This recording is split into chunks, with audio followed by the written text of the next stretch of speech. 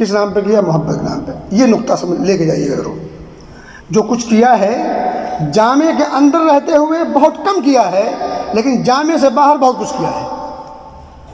اس جامع سے باہر مطلب عقل کے بھی خلاف ہے، وہ شرم و حیا کے بھی خلاف ہے، دین اور شریعت کے خلاف ہے. یہ زیادہ کچھ نہیں، میں صرف 2-4 باتیں بتاؤں، 2-4 کام.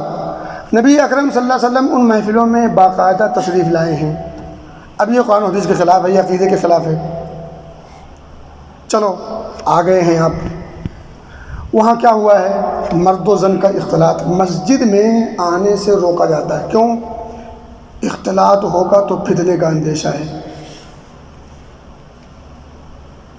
مطلب یہ ہے کہ اپنے ملکوں میں جہاں یہ سب دھوم دھڑاکا سے ہو رہا ہے، وہاں ایک بھی مسجد ایسی نہیں ملے گی جہاں عورتوں کا الگ سے انتظام ہو مسجد میں آ کے نماز پڑھنے کا. اور اگر یہ بات کہی جائے کہ بھئی مسجدوں میں انتظام کرو عورتوں کا، کم از کم جمعہ تو آئے، ابھی انتظام کیا جائے تو فتنہ کہاں ہے؟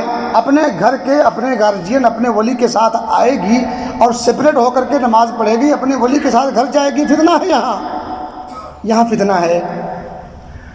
اور اب آپ خود فیصلہ کر لیں کہاں فتنہ نہیں ہے. یہ جو ابھی 2-4 دن پہلے منایا گیا ہے، وہاں جو عورتیں سج دھج کر بن سنور کر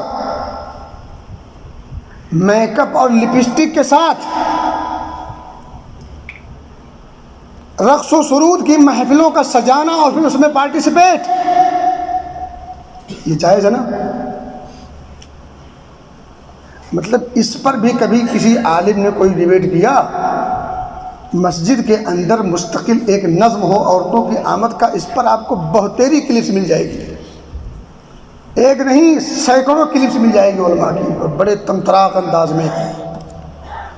جبکہ بخاری مسلم کی حدیثیں موجود ہیں کہ عورتوں کا باقاعدہ نظم و نسق مسجد میں ہونا چاہیے، اور عورتیں باقاعدہ آتی تھیں. یہاں فتنہ ہے.